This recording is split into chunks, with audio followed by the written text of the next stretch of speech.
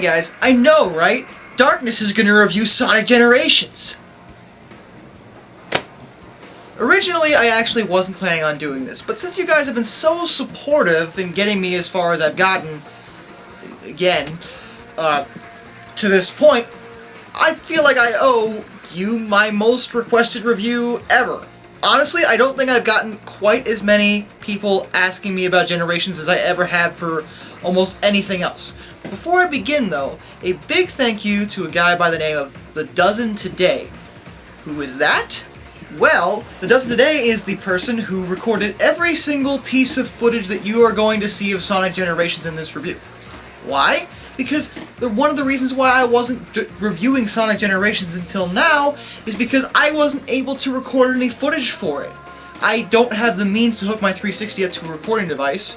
I don't even have a recording device that would record my 360, so there was no way for me to record unless I rebought the game off of Steam onto the PC, and in that case I would have to spend money that I simply don't have. So, do me a favor and go to his channel and give him a big thank you, because without him this review wouldn't have even been possible, and maybe subscribe. He has a few videos. I admittedly haven't really watched them. I don't know, but go see. Just go look. With your eyes.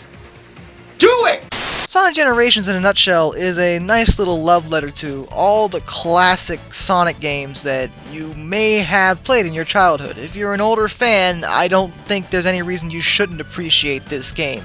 Basically, the concept is to blend old with new, and the whole thing works really well. The levels are separated into two different acts, much like the older games were. The difference here is that the first act is set up with classic Sonic, done in the traditional 2D style, while the second act is done with modern Sonic, with the Sonic Unleashed style of super fast gameplay. This makes for a nice mix-up of different styles, and all the levels are based off of previous levels from older Sonic games. The plot is pretty weak, but much like Colors, they're not going for a very serious narrative here, and trying for a more light-hearted plot that just isn't taking itself too seriously. And I can appreciate that. While I would love to see another plot like SA2, where the story was really serious but still written really well, I hate to say it, I'm probably never going to see that because, 1, they don't seem interested in doing that anymore, and 2, literally every other time they tried to do that, they failed miserably. So you know what? I'm fine with this. To sum up the plot in a nutshell, it's Sonic's birthday, and some time travel stuff happens, and he and Tails meet up with their past selves, Classic Sonic and Classic Tails. By the way, just throwing it out there, Classic Tails, he's frickin' adorable, and I want to give a plushie of that to my girlfriend, alright? Just saying. One thing I like about the plot is that it does incorporate some of Sonic's other friends. While there is a group of Sonic fans, although I question whether they're fans at all, that tend to complain about Sonic's friends and only want to see Sonic because he's the only one that matters, I like a lot of the other characters. In fact, if there's anything I can really complain about in terms of the plot, I would have really loved to see Classic Knuckles. That would have been pretty badass. You know, just maybe as a side character, maybe thrown in there somewhere, I don't know. I thought that would have been cool. But still, overall, I like the narrative, and I like the overall style and the idea behind the game. Now, the game is a hub world, which basically isolates these levels, so it's a nice level select feature where you can choose the boss fights in each level individually, so everything's set up nice and not an overly confusing world map fashion. I like this. In terms of graphics, the game looks fucking amazing. No joke. I think it looks even better than Unleashed did, and that's saying a lot. All the levels look really, really nice, and it's pretty fantastic to see some of the old 16-bit levels done up in HD. It looks great. Sound is actually one of the best parts about the game. The music in this game, unlike Colors, because I'm sorry, I really hated Colors' music, is really freaking good in this game. No joke, this game probably has some of the best music in a Sonic game since, I would say SA2. Seriously, it is freaking fantastic. While there's no main vocalized theme or anything like that, it's the level music that's fantastic. A lot of them are remixes of older themes, and they're just so well done. I really like classic Sonic City Escape music, but the song that really took the cake for me was classic Sonic's Crisis City stage. Oh my god, this song is fucking amazing and should have won an award.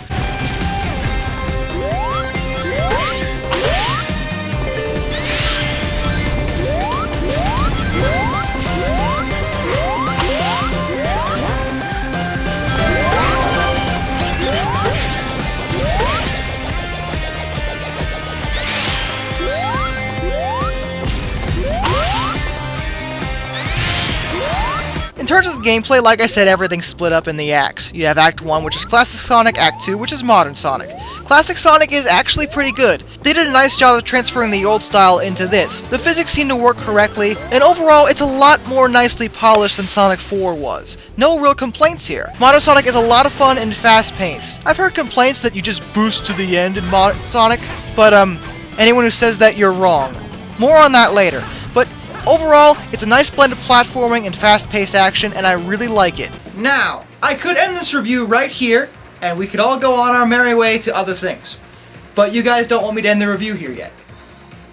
Even though I've given you my opinion, that it's good and you should play it, you want more detail. You want me to do a level-by-level synopsis of the whole thing, giving you a more detailed look at my opinion of Sonic Generations.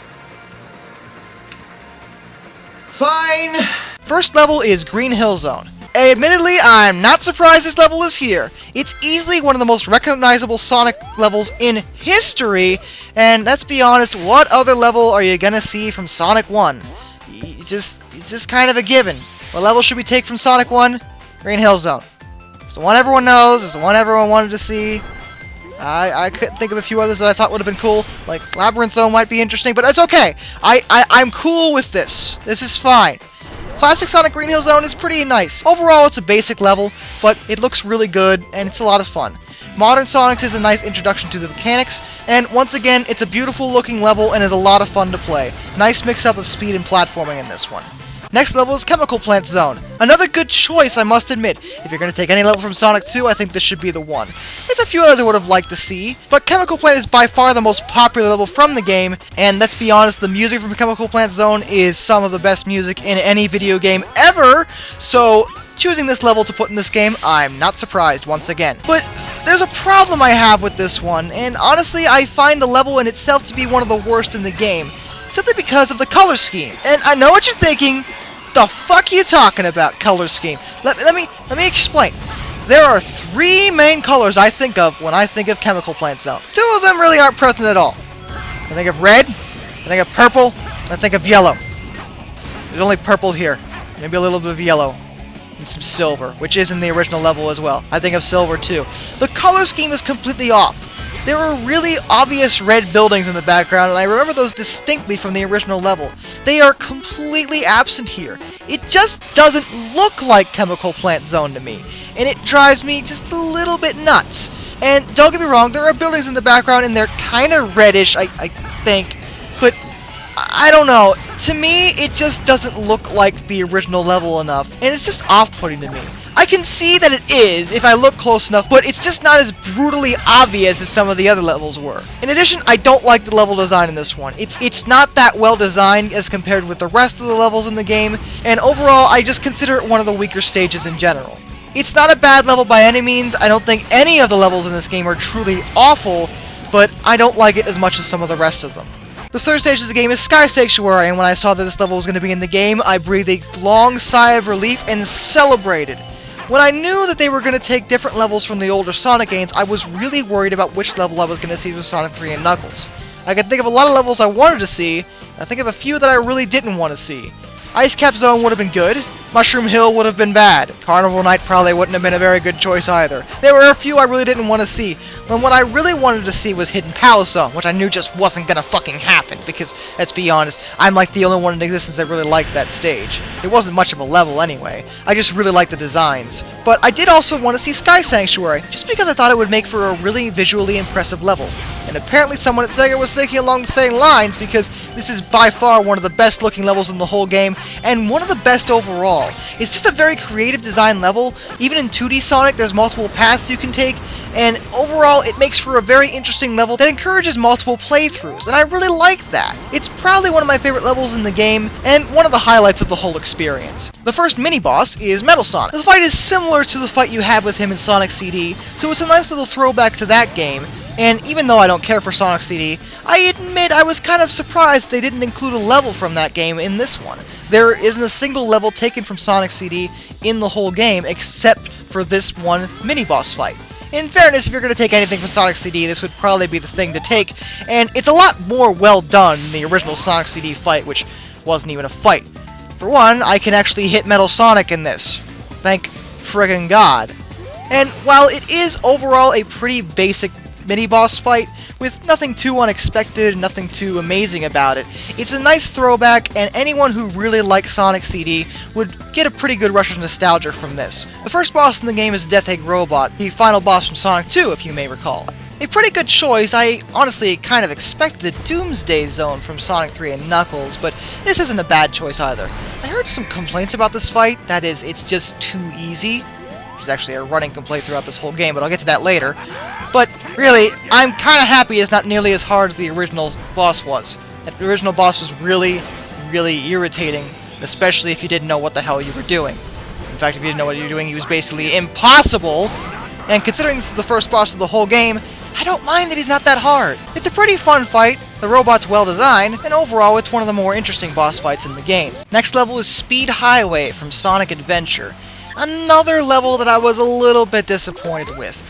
I remember a lot about Speed Highway. It was probably my favorite level from Sonic Adventure, and I remember a lot of running really, really fast through awesome loops and some really badass music. For one, I don't think the music in this level is nearly as good as the original levels, which is unfortunate. In addition, this level has a lot of really obnoxious platforming segments. I don't think these sections happen nearly as much in the original Speed Highway. Overall, it's just kind of a dull level and more irritating because the reason I like the original is not the reason anyone would like this level.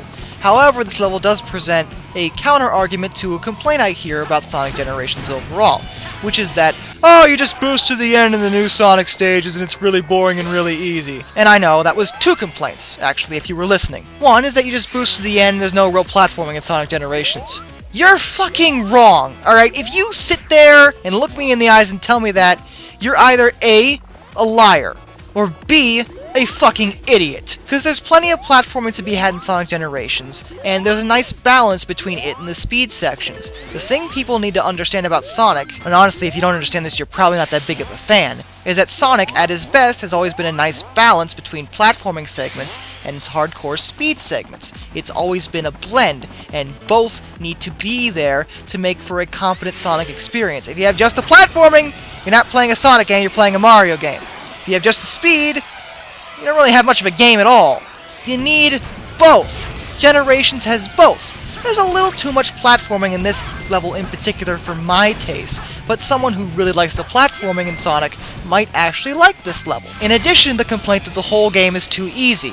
Again, you're fucking wrong. The game's difficulty is a nice leisure ramp. There's nothing too hard about it, but there's nothing too easy about it either. It provides a decent challenge, but doesn't kick your ass. And honestly, guys, seriously, Sonic games? It's a children's franchise. I don't care what anyone tells you, and I don't care that I'm 22 years old and I still like it. I can admit, Sonic is a children's franchise, and you need to fucking realize that. The games aren't gonna be brutally difficult. If you want that, go play Dark Souls, okay? And have fun. You know, off you go with your super hardcore, oh, I'm a gamer, I need everything to be ridiculously difficult. The game is fun at the end of the day. It doesn't need to be too frickin' hard, and it's definitely not too easy. It's not a hard game by any means, but it's by no means a walk in the park, and really, a complaint that the game is too easy, shut the hell up. Next level is City Escape. There's a lot of levels I would have liked to see from Sonic Adventure 2, but considering that basically every single Sonic or Shadow level in that game was really, really good, they had to narrow it down to one at some point, and City Escape is a good choice. The music, like I said, is fantastic, and both Classic Sonic and Modern Sonic get an equal show of being awesome here. The sixth level in the game is Seaside Hill from Sonic Heroes. And really, I'm not surprised to see this one from Sonic Heroes, because, well, I can't think of a single level from Sonic Heroes that was really great, and this was just the first level. And they haven't done a beach level yet.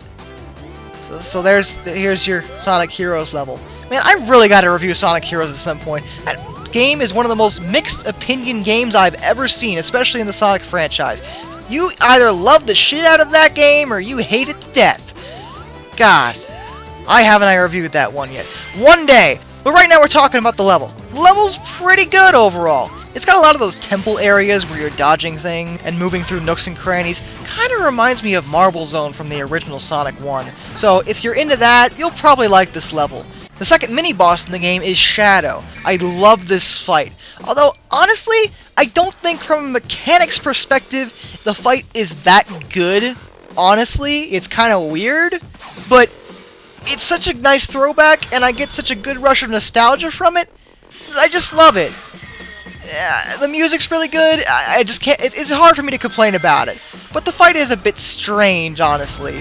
But still a lot of fun and a pretty good fight. The second main boss in the game is Perfect Chaos. A good choice. Perfect Chaos was a pretty epic part of Sonic Adventure, that being the main final boss of the entire game. But I gotta say, I'm not wild about the fight in this game. What's my problem with it? Well, literally, the only difference between this fight and the original fight is that you're not supersonic. And if you're saying, wow, that must mean the fight's really hard then, well, no, because nowadays Sonic has a boost. Back when Sonic Adventure was released, the boost function did not exist. So he doesn't even need to be super to take on Perfect Chaos anymore. He can just boost over the water. Before, he had to fly over it. But now, he doesn't need to do that. Because of the boost. You see how silly this is? The fight is honestly really easy and kind of dull, which is disappointing, but it's almost like a joke. Like Sonic's become so powerful because of his boost that he doesn't need to be super anymore. That's how frickin' awesome he is, I guess, or how pathetic Chaos was. I don't know. I guess overall it's an okay fight for a throwback if you like Sonic Adventure, but I consider it probably the weakest boss fight in the game. Level 7 is Crisis City, and I know what you're thinking. Oh my god, Darkness, what do you think of them using a level from Sonic 06 in this game? Well, admittedly I am upset because this basically means that Sonic 06 has to be canon now, and I would like to pretend that game doesn't exist, but the level's presence does present kind of a problem. Sonic 06, by its own admission, never happened. So how is this level even here at all? However, if we really want to think about it, and I can get into detail, there are theoretically millions of different possible timelines. And since what the Sonic plot is dealing with is almost a complete time frame collapse, it is entirely possible that this level was simply pulled from a time frame where Sonic 06 did happen, and everything there occurred just in the way it was supposed to, and the world went through the apocalypse and all that. Maybe. I guess.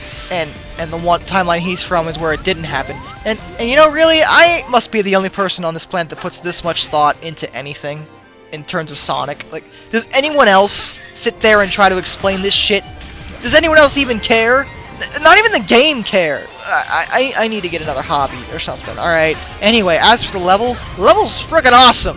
Seriously, the music, like I said, deserves an award. It's amazing on both sides. And, quite frankly, I am okay with the level being in the game simply because it's such a good level. I really like it. I hate the fact that I like it because it comes from that thing, but the level's so good. Mixed feelings. Next level. Level 8 is Rooftop Run from Sonic Unleashed. Now, this next level, I'm not really sure why it's here. In fact, in terms of the second act, I really don't understand why it exists at all. I mean, I get that they needed a level from Unleashed, but it's literally the same thing as in Unleashed, so there's nothing really that interesting about it if you've already played Unleashed. I guess the level's okay, overall. Classic Sonic, which is different in it, but I played this level, just a few years ago in Sonic Unleashed, and it was basically the same. It's not even on a different console. It was already done in HD. I just don't understand its presence. Whatever. Level 9 is Planet Wisp, and it would have been fine if I didn't have to use the Wisp powers, but I do. I cannot overstate my full and total hatred of the Wisp power-up system from Colors, okay? The entire thing completely ruined that game, and I will never, ever get over that. And I swear to heaven and high hell, I am using the Wisp powers at least 10 times more often in this remake of the level than I was in the actual fucking level from Sonic Colors. Do you have any idea how infuriating that is for me? I guess if you liked Colors, you probably won't mind this level, and in fact, you'll probably enjoy it. And honestly, it's pretty well designed, and the level looks really nice in HD, but My god, if I hear the word spikes one more time, I'm gonna kill somebody. I'm just saying. The third mini-boss in the game is Silver, and I admit, I was pretty unhappy with the fact that he's in this game at all, because fuck that guy! But the fight is, from a technical perspective, and from a mechanics perspective, it's really good! It's one of the more creative mini-boss fights, and honestly, I take any opportunity to kick his ass in a spectacular fashion, because, seriously, fuck that guy. It's a pretty good fight, honestly. It actually takes advantage of what Silver's powers can do, and I did enjoy it, as much as I hate to admit it. Third boss in the game is the Egg Dragoon. It's an alright boss fight. I'm not wild about the Egg Dragoon fight, I never was, so it's alright. Not bad. I preferred the Death Egg robot personally, but it's okay. And the final boss in the game is the Time Eater. How is that fight? Well, it's okay. You know, a lot of people complain about this fight, but it kicks the shit out of the final boss fight in Unleashed, because that fight sucked. To say this fight is better than Colors is debatable. In fact, I'm gonna say out there that even though I don't like Colors, the final boss fight in that game was probably better than this, but this is by no means bad. I don't mind the fight. It's alright. It's competently programmed. It's well controlled. It could have been better, but it's not bad. And really this game was less about the final climax, and more about the road we took to get there. And really people, this is one of the best 3D Sonic games ever made. I know that doesn't really say a lot, but, and I mean this honestly, it's probably the best 3D Sonic game since Sonic Adventure 2. Granted, I've liked a few of them in between there. I did enjoy Unleashed, and I don't mind Sonic Heroes, but in terms of a game that's really well polished and really fun to play, even one that I would recommend to people that aren't Sonic fans, Sonic Generations is the first one since SA2 that I can honestly say I would say that if you're not a fan, this is the time to try to get into Sonic, because Generations is an outstanding piece of work in almost every single regard. It's not a perfect game, I don't like some of the levels, but in terms of the actual mechanics, and in terms of the gameplay, and in terms of just the fun aspect, it is fantastic. And if you're a fan, and even if you're not a fan, I strongly encourage going out and getting this game. It's well worth your time. So I really hope you enjoyed this review, guys. I know it's been a little bit of a longer wait than you would have liked, but it's here now, so you can't complain anymore. Until they release the next Sonic game. Then you can start harassing me about that one. But until then, this is Darkness, and I bid you all a fond farewell.